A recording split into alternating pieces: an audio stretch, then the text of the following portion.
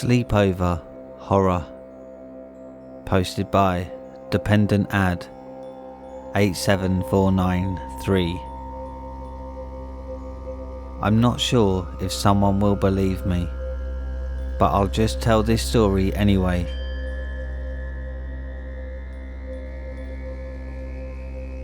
But some information before we start. My name is Henry, gender is guy, age is 18, sexuality is gay, and state that I live in is Florida. I have 4 friends. We'll call them William, Michael, Chris and Gregory. Okay, let me tell you my story. So me and my 4 friends were having a sleepover. It was average. William talking about his company and his goals in life. Michael just being a true hardcore gamer. Chris wanting to play Truth or Dare. But Gregory was excited about something. I asked him about it and he said he'll show you guys in 5 minutes. And so we waited. Michael, what's wrong? William said. This stupid fucking idiot thunder pumped me from the tree with a fucking drum fucking shotgun. Yeah, those things need to be vaulted ASAP, I said. Exactly. Then Gregory came into the room. Hey guys, can I show you what I found 3 days ago? Sure, Chris responded. Then Gregory rushed out of the room, dug through the closet and came back with a fucking broken down animatronic with flesh on it. What the fucking shit? I yelled. Oh, calm down, Henry. He's deactivated. It looks like it was an early design for Burn Trap, but was replaced by parts from Leah, Zach, Gregoria and Haru. I haven't seen an animatronic model like that before, Michael said. Yeah, this is the first, Gregory replied, but eventually he put it back in the closet. A few hours later, we headed outside to tell spooky stories. I had to tell mine first. I'd volunteer to tell a spooky story first. Okay, Henry, what story do you have? Chris said, and I sat in front of everyone and told my story. So, back in 2016, there was a school in New York which had a total of 50 students, decreased to 48 in the same month because of something wanting to stay with their aunt and a murder, and the next month it decreased to 46 because of something tragic and unforgiving that happened by someone named Leah Watson. She was a yandere for someone named Zach Midori. Leah killed Haru Uzumaki's parents and killed someone named Hannah Kent, and one day she forced Zach, which he was gay by the way, to love her, but all that backfired because an endoskeleton burn trap prototype burned the house to the ground, killed Leah and injuring Zach badly.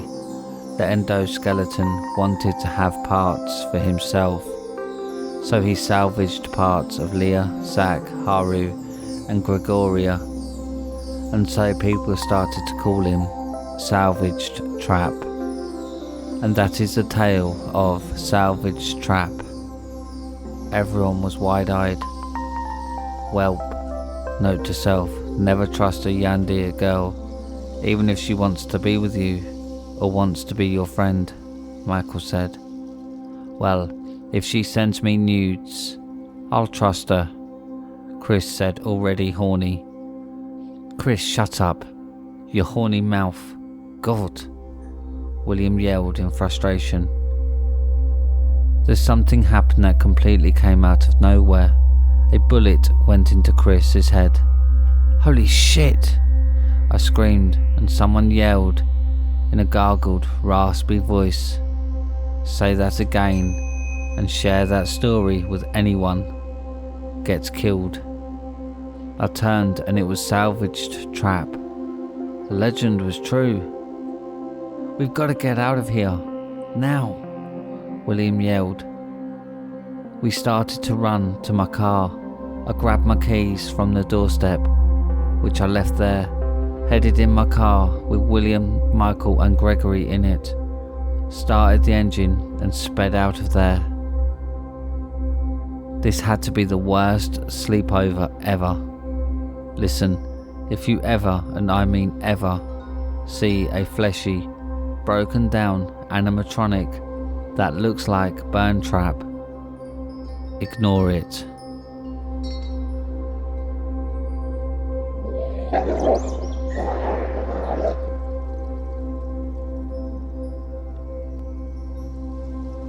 Abduction. It was another normal night. I spent a few hours on my computer, played on my Xbox, made food, the usual. But it wasn't until later that night that I experienced the most phenomenal thing. I was getting ready for bed. I slipped into my pajamas and tucked myself in. I lay there, resting.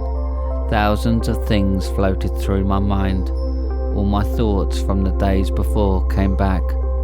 All the weird sounds I've been hearing in my head. The static. I was thrown out of the bank the other day for setting the metal detector buzzer off, even though I had no metal on me, or so I thought. I began falling asleep, my eyes shut tight and my brain on standby, until a bright white light lit up my room. I slowly opened my eyes, trying to focus on the light reflecting through my window. I had no energy to get up and check. I heard creaks. The next thing I know, I was naked, tightly strapped to a very uncomfortable metal bed of some sort. I couldn't move. Two shadows lay before me. My eyes couldn't focus on the bright light that shone down upon my face. I couldn't speak. My voice was gone. I tried screaming, shouting, but nothing came out. I felt a small needle pierce through the skin of my arm. Something was injected. I tried to escape, but whatever it was restraining me. It held me down with all its might. The light turned down and I could finally open my eyes. In front of me was the ugliest creature I'd ever seen. It was green, slimy with massive black eyes, beading down to me. It had a large head. There was 3 of them. Behind them was a window. I could see clouds.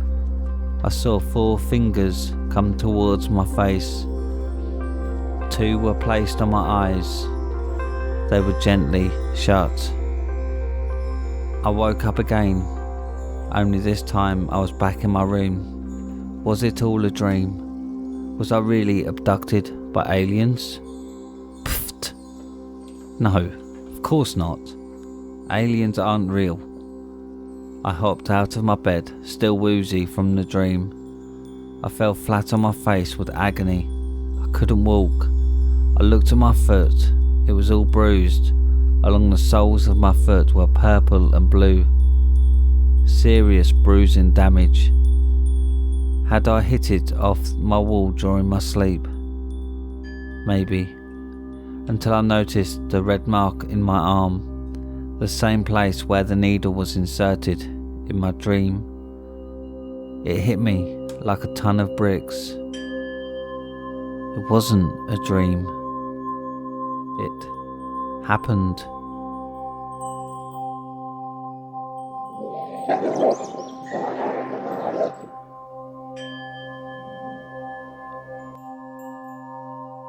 And that's it for tonight, my little hellhounds. Thanks for listening. If you enjoyed tonight's scary stories, then don't forget to subscribe and click the like button. And click the bell icon so you get notified every time I upload.